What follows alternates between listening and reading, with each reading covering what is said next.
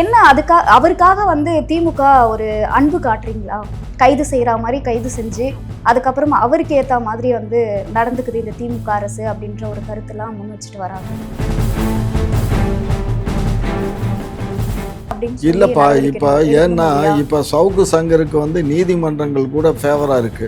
எந்த நீதிபதி கூட சண்டை போட்டாரோ அந்த நீதிபதி வந்து இவருக்கு எல்லா வழக்கையும் கொண்டு வந்து ஒட்டுக்க விசாரிச்சு அவருக்கு வந்து பெயில் கொடுக்குது அப்படின்னு சொன்னா அப்ப இதை எப்படி நம்ம நினைக்கிறது? யோசிச்சு பாருங்க. பூதுப்படியா எதுக்குமே இவர்கிட்ட வந்து எந்த விதமான இது கிடையாது, தரவு கிடையாது. தரவு இல்லாமலே வந்து கண்ணா பின்னான்னு பேசுறது. ஒருத்தரை பற்றி ஒரு அளவுக்கு பேசலாம்டா, அளவுக்கு அதிகமாக பேசும்போது அவங்களுக்கே அசிங்கமாக போயிடுதா இல்லையா? தானே அவரை பற்றியும் அவர் குடும்பத்தை பற்றியும் அவருடைய அந்த பொம்பளை கூட போனார், இந்த பொம்பளை கூட போனார்,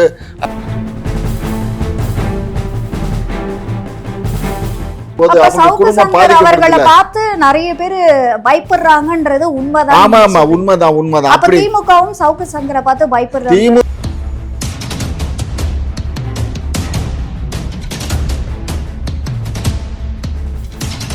குக்கு செய்தி நேயர்களுக்கு வணக்கம். நான் உங்க தீபிகா. இன்று நிகழ்ச்சியின் சிறப்பு விருந்தினர் திமுகவின் மூத்த முன்னோடி முனைவர் காமாட்சி நாயுடு அவர்கள்.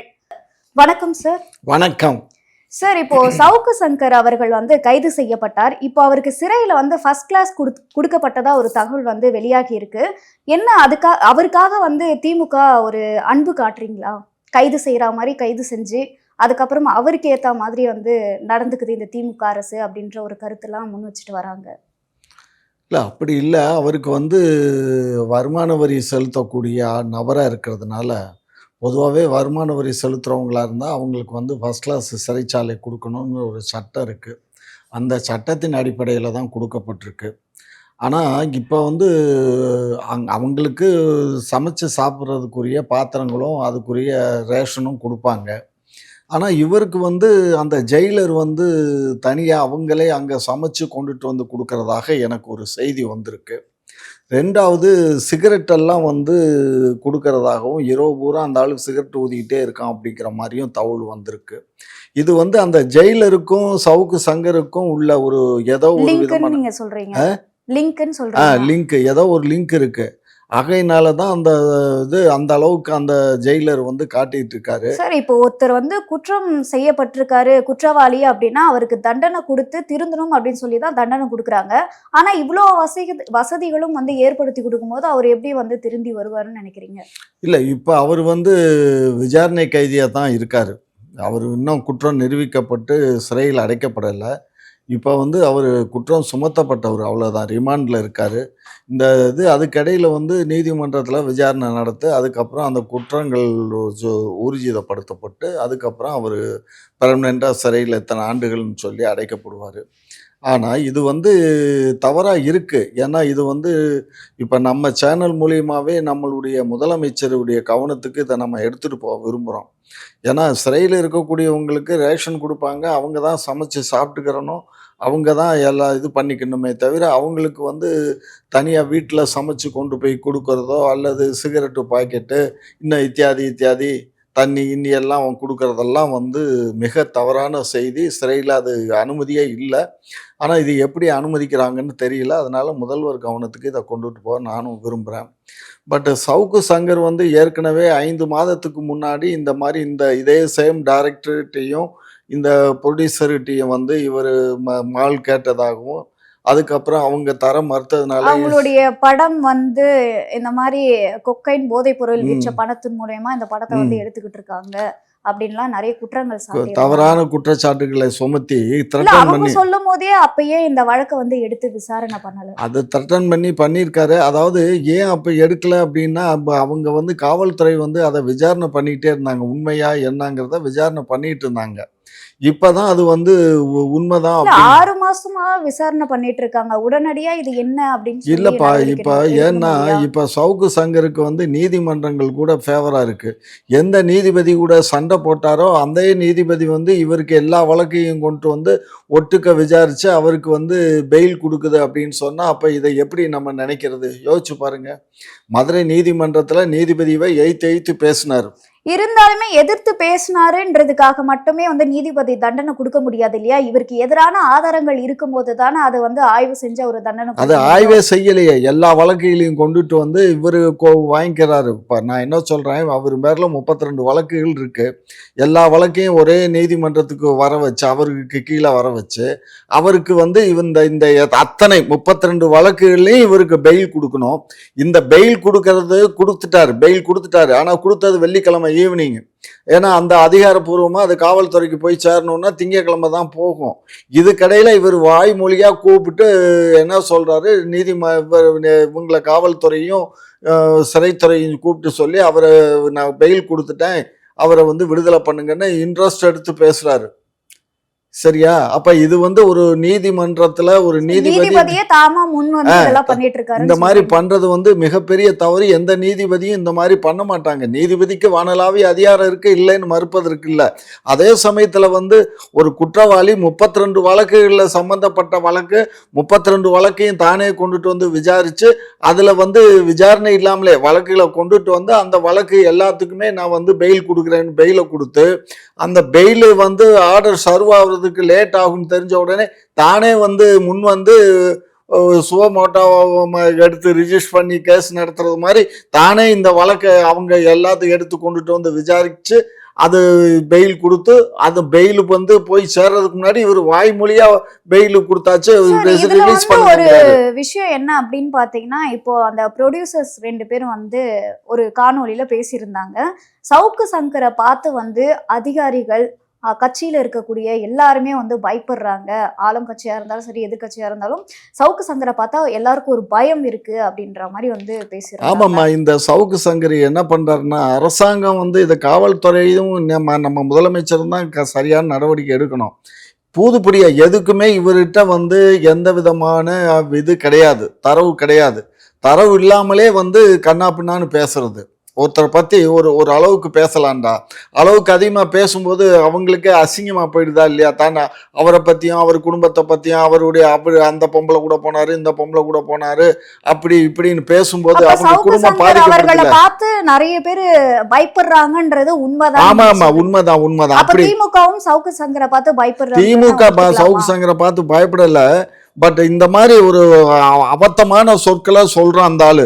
இதுல முக்கியமா இதுல பார்க்க வேண்டியது என்னன்னா, நீதிமன்றத்தை தான் நம்ம பார்க்க வேண்டியது இருக்கு. நீதிமன்றங்கள் இது போன்ற வழக்குகள் வரும்போது அரசாங்கம் ஒரு வழக்கு பதிவு பண்ணுது அப்படின்னு சொன்னா அதை தீர விசாரிக்கணும். தீர விசாரிச்சு அவன் என்னென்ன தப்பு பண்ணியிருக்காங்கிறதெல்லாம் தெரிஞ்சு அதுக்கு தகுந்தாற் போல் தண்டனை கொடுக்கணுமே அப்ப இந்த தவிர, நீதிபதி ஏன் சார் இதை வந்து விசாரிக்க தவறாருன்னு நீங்க நினைக்கிறீங்க? விசாரிக்க தவறாருன்னு நினைக்கிறேன்னா, இந்த நீதிபதிகள் எல்லாமே வந்து அவங்கள பத்தியும் அவதூறா பேசுறாருல இருந்தாலும் நீதிபதிகளையும் அவதூறா பேசுறாரு. இல்ல, அவதூறா பேசுறாருன்றதுக்காகவே பயப்படுறாங்களா? பயப்படுறாங்க. ஏன்னா ஒரு உண்மைதான் நீதிபதி உண்மைதான், அவதூறா பேசுறதுக்காகவே பயப்படுறாங்க. எத்தனை நீதிபதிகள் இருந்தாலும் அவதூறா ஏமா நீதிமன்றத்துல நின்றுக்கிட்டு அவங்க ஜட்ஜை பார்த்து பேசுறாருல. ஒரு ஒரு- ஒரு வருஷத்துக்கு முன்னாடி மதுரை நீதிமன்றத்துல தானே நடந்தது. இப்படி தைரியமா பேச முடியுமா? நீ யோக்கியமான்னு கேக்குறாரு நீதிபதியை பார்த்து. சார், அப்ப அவர் கரெக்டா இருந்தாக்கா இது சொல்ல நீ யாரு அப்படின்னு சொல்லி அந்த மாதிரி வந்து கொண்டு அதைத்தான் போறாரு. சொல்றேன். அதுதான் நீ, அதாவது நீதிபதிகள் இவனுடைய பேச்சுக்கு மயங்கியோ அல்லது அப்ப நீதிபதிகளும் தவறு செய்யறாங்க, அதனாலதான் பயப்படுறாங்கன்னு இதை அது எடுத்துக்கலாம். நம்ம நீதிபதி மேல நம்ம குற்றச்சாட்டு நம்ம வைக்க முடியாதுடா கண்ணு. ஏன்னு கேட்டிங்கன்னா, அந்த அளவுக்கு எனக்கு தைரியம் இல்லை. ஏன்னா நான் நீதிபதியை நான் தவறா பேசி அவரு என் பேர்ல வந்து சுவமோட்டாவா ஒரு வழக்கு எடுத்து திரும்ப போயா ஜெயிலன்னு போட்டா நான் என்ன பண்ண முடியும்? அதனால நான் நீதிபதிகளை பத்தி பேச மாட்டேன். நீதிபதிகள் கொஞ்சம் அதை வந்து கண்ணியமாகவும் அவங்க கடமை தவறாம அவங்க பேர்ல நல்ல முறையில விசாரணை பண்ணி பண்ணணும். காவல்துறையும் அதுக்கு தேவையான எல்லா தஸ்தாவேஜுகளையும் கரெக்டா கொடுக்கணும். சரி, அதாவது இப்போ ஒரு இது பின்னாடி இன்னொரு விஷயமும் பேசுறாங்க. என்ன அப்படின்னா, சவுக்கு சங்கர் அவர்கள் வந்து எந்த ஒரு பின்புலமும் இல்லாம இந்த மாதிரி எல்லாம் அவர் பேச மாட்டாரு, அவர் பின்னாடி யாரோ வந்து இருக்காங்க அப்படின்ற மாதிரி சொல்றாங்களே. இல்ல, அவருக்கு பின்புலம் இருக்கிறதுனா அரசியல்வாதிகள் பின்புலம் கிடையாது. அவருக்கெல்லாம் நீதிமன்றங்கள் தான் பின்புலம். நீதிமன்றத்தினுடைய தைரியத்தினாலதான் இவர் இந்த அளவுக்கு பேசுறாரு. புரியுதுங்களா? ஏன்னு கேட்டீங்கன்னா, நீதிமன்றம் வந்து கரெக்டான சட்டப்படி அது அவங்களுக்கு தண்டனை வழங்கினா அந்த ஆளு தண்டிக்கப்படுவான். அது தண்டிக்கப்படாத. இப்போ மதுரை விஷயத்திலேயே நானெல்லாம் எதிர்பார்த்தேன் இவனுக்கு கண்டிப்பா ஆயில் கீழு கொடுத்து தான் உள்ள தள்ளுவாங்கன்னு. கடைசியில பார்த்தா ரிலீஸ் பண்ணி அனுப்புறாரு அந்த ஜட்ஜு. அவரே தான் இப்ப 32 வழக்குலையும் பெயில் கொடுக்குறாரு. அதுவும் போனில் கூப்பிட்டு எல்லாம் நான் பெயில் கொடுத்துட்டேன், எல்லாம் ரிலீஸ் பண்ணுங்க அவர் அப்படின்னு சொல்றாரு. அப்ப சவுக்கு உத்தரவு சங்கர் போறது அவர்கள் வந்து ஒவ்வொரு தடையும் வந்து கைது செய்யப்படும் போது இதுக்கு திமுக தான் காரணம், இது வந்து திமுக தான் சதி பண்ணிருக்கு அப்படின்னு சொல்லி திமுகவை குற்றம் ஏமா சாட்டிட்டே இருக்காரு. திமுக தானடா அரசு நடத்துது, அரசு திமுக கட்சியை சேர்ந்த கவர்மெண்ட் நடக்குது. அப்ப அந்த கவர்மெண்ட் மேல தானே சொல்ல முடியும். அது வந்து நம்ம வந்து பெருசா எடுத்துக்க வேண்டிய அவசியம் இல்லை. இப்போ கவர்மெண்ட் திமுக திராவிட முன்னேற்ற கழகத்துடைய அரசு, அந்த அரசு நடக்கிறதுனால அரசை குற்றச்சாட்டு வைக்கிறாங்க. அதுலயும் இப்ப எல்லாம் வந்து எல்லாம் இவனை பத்தி எல்லாம் தெரிஞ்சுக்கிட்டதுனால போன 2 தடவைக்கு முன்னாடி எல்லாம் பண்ணும்போதெல்லாம் எல்லா பத்திரிகையும் கூப்பாடு போட்டாங்க. இப்ப யாருமே அதை பத்தி பேசுறது இல்ல. சீமானெல்லாம் எவ்வளவு கொதிச்சாரு ஞாபகம் இருக்குது அவங்களுக்கு. இப்ப எல்லாம் ஒன்னும் இல்லையே. இதே சீமான அந்த ஆளுக்காக ஆதரவா பேசின போது இந்த ஆளு விடுதலை ஆகி அங்க போன உடனே சீமான் இவரும் சேர்ந்து பிரஸ் மீட் கொடுத்தாங்க. பிரஸ் மீட் கொடுத்து 2 நாள்ல சீமானை தூக்கி தூர போட்டாரு. அந்த ஆளு சீமானை தூக்கி தூர போட்டாரு. அந்த ஆளுக்கு எனக்கு சம்பந்தம் இல்ல, ஜெயில இருந்து வந்தேன் வான்னு சொல்லி ரிசீவ் பண்ணாரு, வரவு பண்ணாரு, போனேன். அப்ப பிரஸ் கூப்பிட்டு என்ன இந்த அவர் சொல்லிவிட்டாரு அப்படின்னு அந்த ஆள் பாட்டுக்கு பேசினாரு.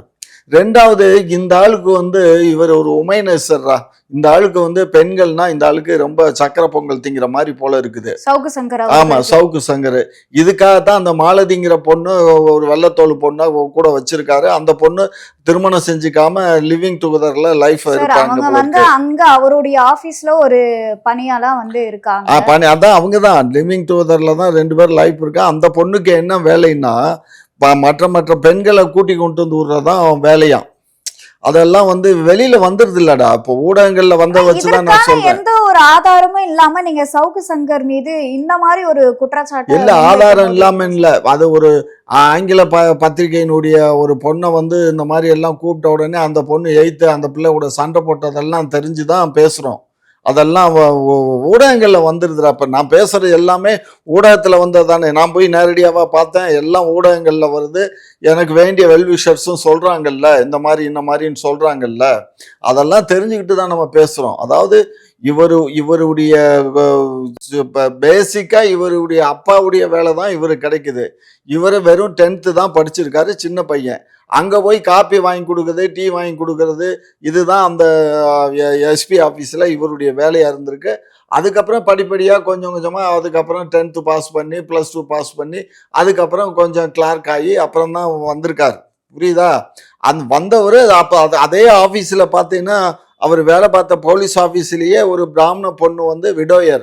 அந்த பொண்ணுக்கு இவன் கொடுத்த டார்ச்சர் தாழ முடியாது. அதெல்லாம் என்னால நிரூபிக்க முடியும். அந்த அளவுக்கு டார்ச்சர். அந்த பெண்ணே இத வந்து வெளியே சொல்லிருக்கலாமே. அதை எப்படிமா வெளியில சொல்ல முடியும்? ஏமா ஒரு பொண்ணு வந்து என்ன இவன் இந்த மாதிரி பண்றான் வைக்கிறான்னு சொன்னாக்கா அந்த பொண்ணு அப்புறம் எல்லாரும் அசிங்கமா பார்க்க மாட்டாங்களா? யோசிச்சு பாருங்க. தவறு செய்தது இவர்தான் அப்படின்றப்ப கம்ப்ளைண்ட் கொடுக்கும்போது போலீஸ் வந்து நடவடிக்கை எடுக்க போலீஸ் நடவடிக்கை எடுத்தாலும் இது வந்துரும் இல்லடா. பேப்பர்ல வரும், டிவில வரும்.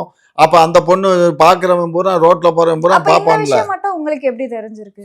எனக்கு தெரிஞ்சதுன்னா அந்த பொண்ணுடைய ஃப்ரெண்ட்ஸுக்கு தெரிஞ்ச போது அந்த ஃப்ரெண்ட்ஸ் மூலியமா எனக்கு வருது. அங்க ஒரு சூப்பர்டென்ட் ஒருத்தவங்க இருக்காங்க, அந்த ஆஃபீஸ் சூப்பர்டென்ட்.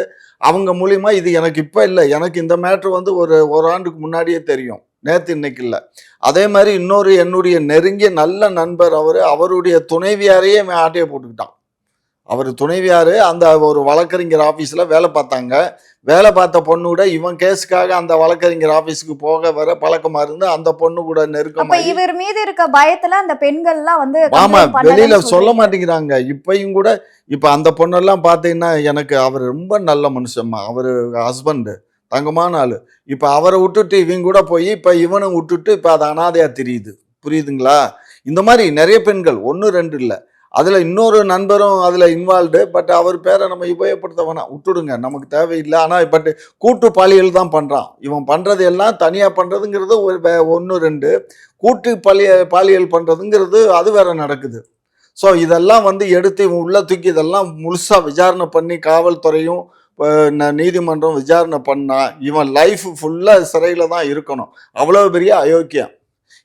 இதுல இன்னொன்னு என்ன சொல்லி மிரட்டிருக்கேன், அடுத்து வரக்கூடியது நம்ம கவர்மெண்ட் தான் வரப்போகுது, அதிமுக கவர்மெண்ட். அதனால நான் ஒன்னையெல்லாம் தொலைச்சு ஒன்னையெல்லாம் என்ன கொலை பண்ணிவிடுவேன் அப்படின்னு எல்லாம் மிரட்டியிருக்கேன். அந்த பிள்ளையும் மிரட்டியிருக்கு, இவனும் மிரட்டியிருக்கான். இதெல்லாம் எந்த வழியில சேர்த்தி யோசிச்சு பாருங்க. சார் இப்ப கைது செய்யப்பட்டிருக்காரு, போலீசாரும் விசாரணை பண்ணிட்டு இருக்காங்க. இப்பயாவது தைரியமா அந்த பெண்கள் வந்து வெளிய சொல்லியிருக்கணும் இல்லையா? உண்மையாவே ஏம்மா பாதிக்கப்பட்டிருக்காங்கன்னா. சொல்ல முடியாதுடா கண்ணு. நீங்க ஒண்ணும் இல்ல. ஒரு சோரம் போற பெண்கள் கூட இப்ப நம்ம புளிய மரத்துக்கிட்ட நிக்கிறாங்கன்னு நம்ம சொல்றோம் சாட மாடையா. அந்த பெண்கள் கூட வந்து வெளியில அப்படி பேச மாட்டாங்கடா. ஏன்னா, சுய கௌரவம்னு ஒண்ணு இருக்கு இல்லையா? அத பெண்கள் வந்து எப்பயுமே விட்டு குடுக்க மாட்டாங்க. அது ரொம்ப பஜாரியா இருக்கக்கூடிய 1, 2 பெண்கள் தான் வந்து அந்த மாரி எல்லாம் வருவாங்க, பேசுவாங்களே தவிர, மற்றபடி அந்த பெண்களும் வரமாட்டாங்க. ஏன்னா ஒரு ஹஸ்பண்ட் கூட இருப்பாங்க.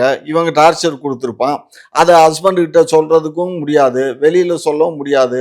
அது உள்ளுக்குள்ளேயே வச்சு புழுங்கிட்டு தானே இருக்கும். அத எப்படி வந்து வெளியில சொல்ல இயலும்? யோசிச்சு பாருங்க. இவன் அந்த இவன் வைக்கிறதே விடோயரசு. 2வது இந்த பிரஸ்ல இருக்க பெண்களையே இவன் பதம் பார்த்துருக்கான். பிரஸ்ல ஜாயின் பண்றாங்க இல்லையா? இந்த பொண்ணுகள பூரா நான் உன்ன அப்படி கொண்டு வந்துருவேன், இப்படி கொண்டு வந்துருவேன். அத செய்வேன். இந்த மாலதிக்கு வேலை அதான். அப்படி ஆக்கும், இப்படி ஆக்கும். மீடியால அத பண்ணிருவோம், இத பண்ணிருவோம். உன்ன டிவி சீரியல்ல நாங்க பண்ணி சேர்த்து விடுறோம், டிவில சேர்த்து விடுறோம். அது இதுன்னுலாம் சொல்லி இந்த ஆசை வார்த்தைகள் காட்டி, சினிமால எப்படி ஆசை வார்த்தை காட்டி இந்த டைரக்டர்ஸ் இவங்கலாம் கெடுக்குறாய்ங்களோ, அது மாரி கெடுக்குறாய்ங்க. இவனுக்கு இதே வேலைம்மா. இதே வேலை. சார் இப்போ வந்து விஜய் அவர்கள் வந்து 18ஆம் தேதி ஈரோடுக்கு பொதுக்கூட்டத்துக்காக போறாரு. செங்கோட்டையன் அவர்களும், புசி ஆனந்த் அவர்களும் சொல்றாங்க, இந்த மாரி நாங்க ஈரோட்டுக்கான அந்த பாதுகாப்புலாம் எல்லா ஏற்பாடுகளும் பர்ஃபெக்ட்டா இந்த தடவ வந்து நாங்க பண்ணிட்டோம். அது மட்டும் இல்லாம கியூஆர் கோடு, பாஸ் இந்த மாரி எதுவுமே தேவையில்ல. எல்லாருமே வந்து பார்க்கலாம் விஜய் அவர்கள அப்படின்ற மாரி சொல்லியிருக்காங்க. இது எப்படி நீங்க பார்க்குறீங்க சார்? உங்க கேள்வியிலேயே அவங்களுடைய பழைய குற்றங்கள் தென்படுது. இப்ப இந்த கூட்டத்துக்கு நாங்க பாதுகாப்பு பலப்படுத்திட்டோம்.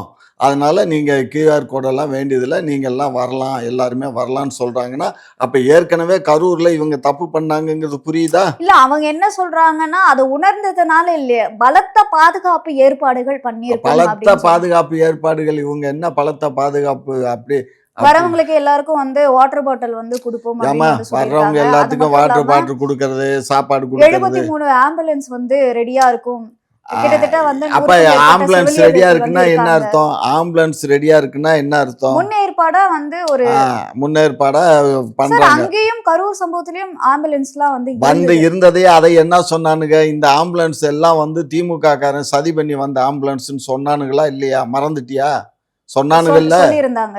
அப்புறம் பூரா திருட்டு பய கூட்டமா. அரசியல்ல நாகரிகமே இல்லாம போயிடுச்சு. அரசியல்ல எதை வேணாலும் பேசலாம், எப்படி வேணா பேசலாங்கிறான். இப்ப இவரு முன்னாடி பாதுகாப்பு ஏற்பாடு பண்ணாததுக்கு ஏன் பண்ணலன்னு கேக்குறீங்க. இதுவே இப்போ வந்து அவங்க பாதுகாப்பு ஏற்பாடு பண்ணியிருக்காங்க. இதையும் வந்து குறை சொல்றீங்களே, இத இது குறை எப்படி? சொல்லலையே நானு.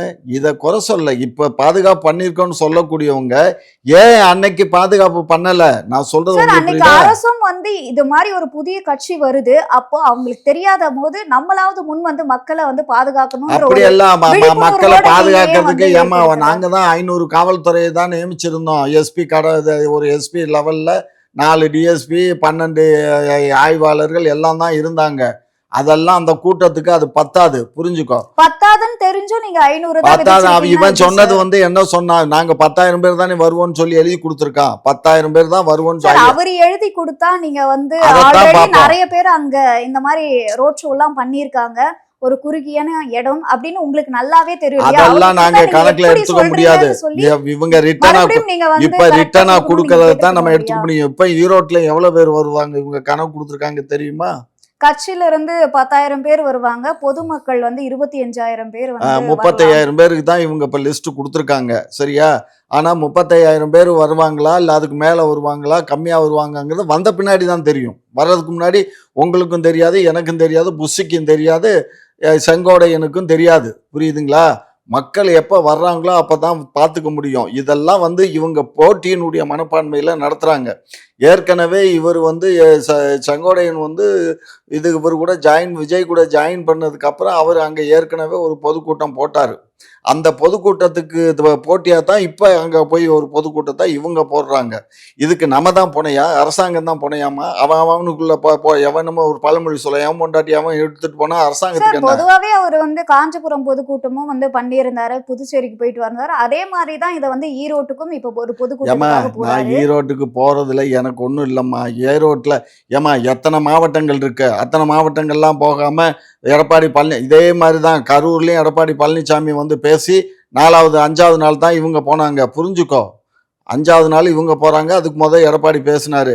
இப்ப எடப்பாடி பேசி 10 நாள் ஆகுது. இப்ப சார் அவங்களோட மறுபடியும் போறாரு. டார்கெட்டே வந்து ஆளும் கட்சி தான். ஆனா அதிமுகவிற்கு பலத்தை காட்டதான் இவங்க போறாங்கன்ற மாதிரி நீங்க பேசுறீங்க. இல்ல அவங்களுக்கு என்ன நினைப்புன்னா, நாங்க தான் உண்மையான எதிர்க்கட்சி.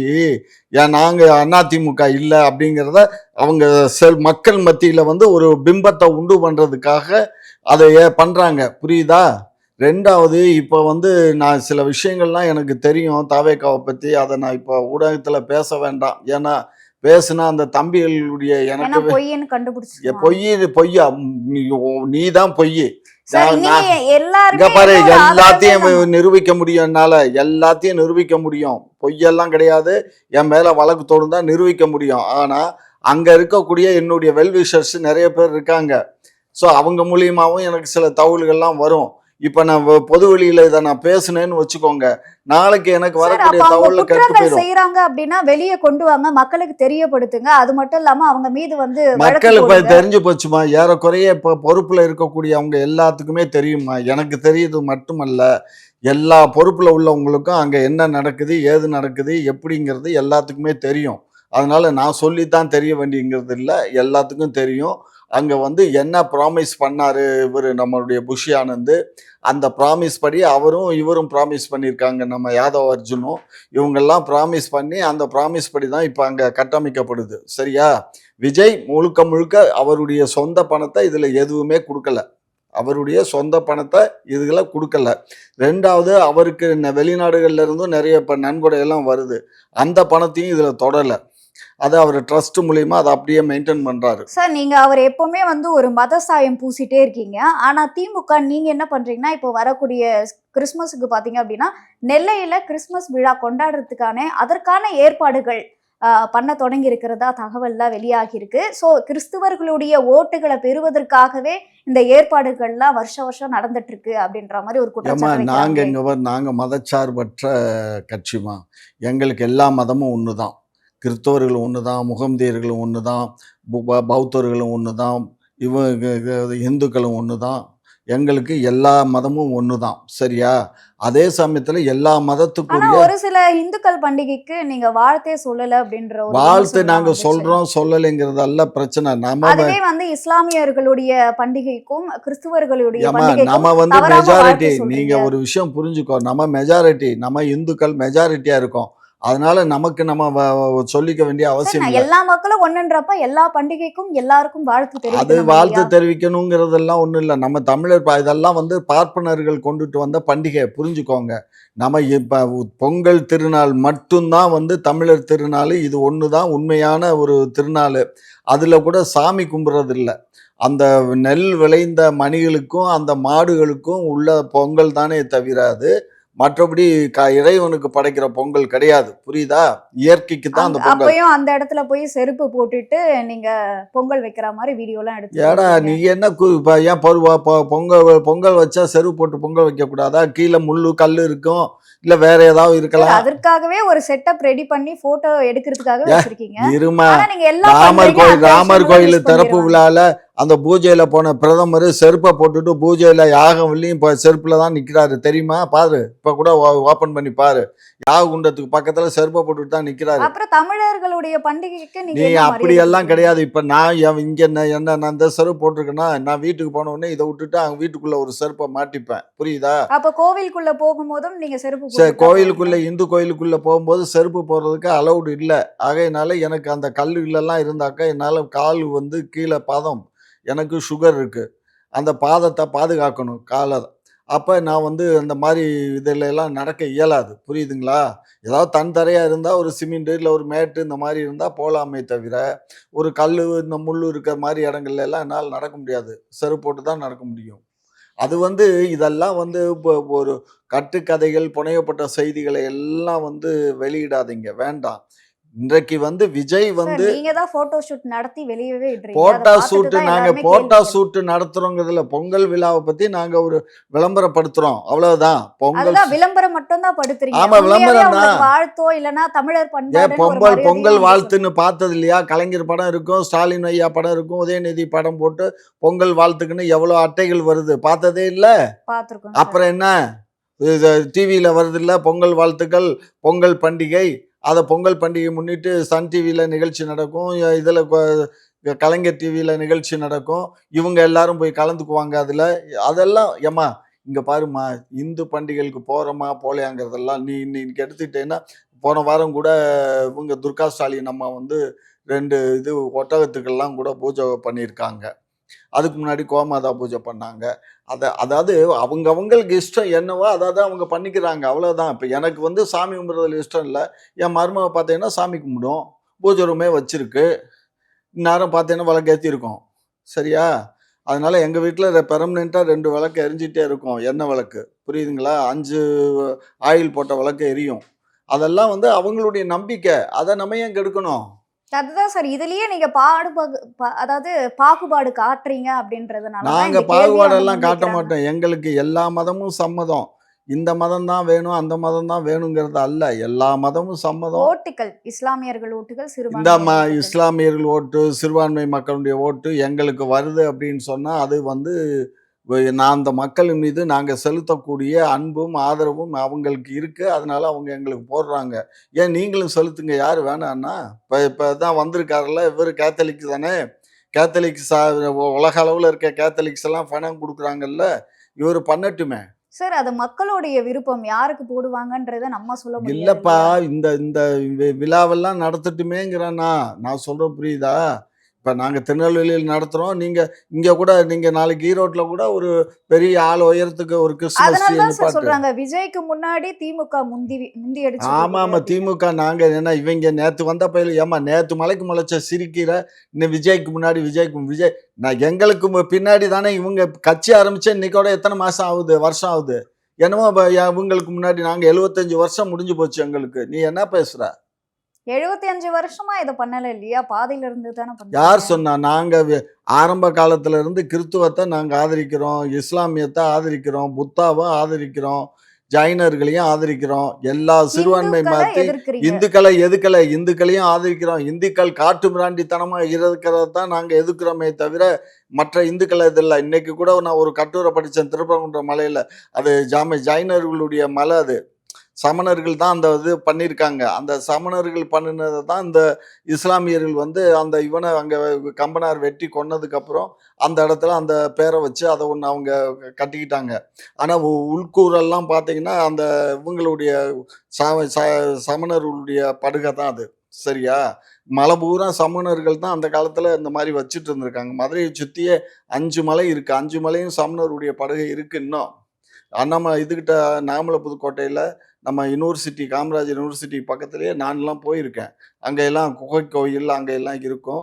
அந்த படங்கள்லாம் இருக்கு. இன்னுமே அவங்க இதுல கல்லுல தீட்டுனதெல்லாம் இன்னும் ஓவியங்கள்லாம் இருக்கு. அதனால இதெல்லாம் வந்துமா காலங்கள் மாறும்மா. அந்த காலத்துல அரசர்கள் காலம். அரசர் காலத்துல ஒவ்வொரு அரசன் வரும்போது அத பண்ணுவான், இத பண்ணுவான் மாறிக்கிட்டே போகும். இப்ப அவுரங்கசீப் காலத்துல நெறைய இப்பவும் அரசாட்சி தான் போய்க்கிட்டு இருக்குன்ற மாரி குற்றச்சாட்டுலாம் இப்ப வைக்கிறாங்க. இந்து கோயில்கள இப்ப கிறித்துவ கோயில்கள ஒண்ணும் தொட முடியல. ஏன்னா, உலக அளவுல வந்து இன்னைக்கு அவன் ஓங்கி இருக்கான் கிறித்துவங்கிறதுனால கிறித்துவ கோயில பண்றதில்ல. இதே இந்த ஒன்றிய அரசு வந்து இந்த முஸ்லிம் கோயில்கள தான் இடிச்சுட்டு கிடக்கு. முஸ்லிம் கோயில தானே இடிக்குது. இப்ப பாபர் மசூதி சார், இடிச்சது யாரு? நீங்க ஆட்சிக்கு வந்து கிட்டத்தட்ட 161 கோவில்கள்லாம் இடிக்கப்பட்டு இருக்காருதான் வந்து அதெல்லாம் சொல்றாங்க. கோயில்லாம் இடிக்கணும்னா நீ நீ ஒரு தப்பு கணக்கு இதெல்லாம். எப்படின்னு கேட்டீங்கன்னா, இப்ப நம்ம ஒரு சாலை விரிவாக்கம் பண்றோம். சாலையில கோயில் இதெல்லாம் வந்து சாலையில கோயில் கட்டுற இதெல்லாம் ஒரு காரணங்கள், இடிக்கிறதுக்கான காரணம் எல்லாம் காரணங்கள். கத்திரிக்காய் இல்ல. அதெல்லாம் உண்மைதான். சாலையில இப்ப எனக்கு தெரியும் மதுரையில ஒரு 12 கோயில் இடிச்சாங்க. அந்த 12 கோயில் என்னன்னா, செல்லூர் வடகரையில இருந்துச்சு. அப்ப வந்து சிங்கிள் ரோடா இருந்துச்சு. அந்த நேரத்துல இவங்க எல்லாமே ரோட்டோரத்துல தான் கோயில கட்டுவான். அந்த அந்த இந்த காலி பயலுகள் இருப்பாய்ங்க பாரு. இந்த காலி பயலுக பூரா ஒரு கோயில கட்டிருவாய்ங்க. கோயில கட்டி வருஷத்துக்கு ஒரு தடவ பூஜை பண்றது, அது பண்றது, அதே பந்தல் மாதிரி போட்டு நெறைய மசூதிகளும், நெறைய கிறிஸ்துவ ஆலயங்களும் இது போன்ற பகுதிகள் இருக்கு. இருக்கு. அது அந்த ரோட்ல பகுதிகள்ல இல்ல. ஏன் இப்ப வந்து இப்ப நீங்க இடிக்க இந்த விராலிமலை மாட்டேங்கிறாங்க? பக்கத்துல ரோட்டு மேல இருந்ததா அதெல்லாம் இடிச்சு அப்ரூவ் படுத்தியாச்சு.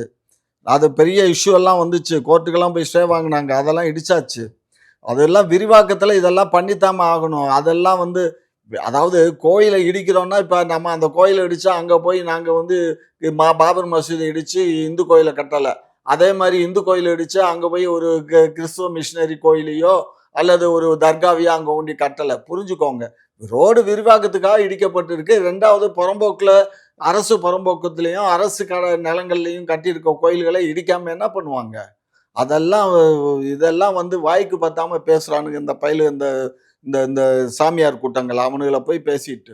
உங்களோட நேரத்தை ஒதுக்கி பல்வேறு கேள்விக்கு விளக்கம் அளிச்சிருக்கீங்க, அதற்கு நன்றி. நன்றி. குக்க செய்தி நேயர்களுக்கு மிக்க நன்றி. கிட்டத்தட்ட 64,000 சப்ஸ்கிரைபர் தாண்டி போயிட்டு இருக்கோம். இதே போல தொடர்ந்து உங்களுடைய ஆதரவை அளிக்கவும். அது மட்டும் இல்லாம நிறைய பேர் நம்மளுடைய வீடியோவை பாக்குறீங்க, ஆனா சப்ஸ்கிரைப் பண்ணாம பாக்குறீங்க. ஸோ அது மட்டும் இல்லாம பெல் ஐக்கானையும் கிளிக் பண்ணிட்டு பாருங்க.